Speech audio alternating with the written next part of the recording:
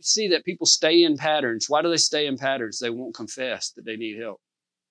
I can do it. I can do it. 10 years later, what are they? They're still doing this. They almost break out. They go back into it. Almost break out, go back into it. I don't need any help. I can do it.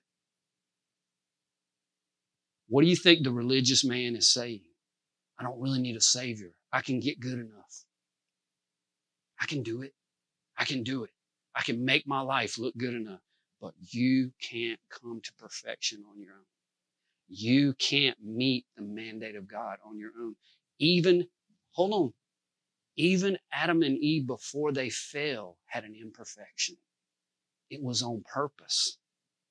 Frailty. What are we saying if we honestly believe that? Salvation is not the target. Oh, it is at first, right? New birth.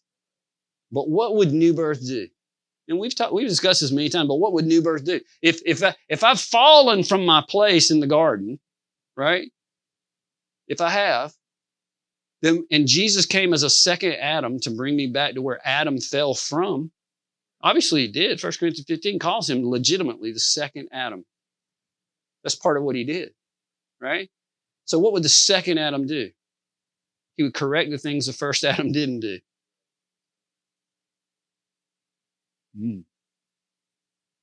So when I get born again by the second Adam, where does it put me? Back in the garden. Now, what's the problem with being in the garden? Frailty. Why do you think Christians still fall? Why do you think Christians still sin? Frailty. So what's the call? Get born again and then move towards perfection. Not that you are perfect. The mandate that was originally given in the garden. Let man have dominion. We can't, God. That's because you need me. I built you to achieve the mandate through me.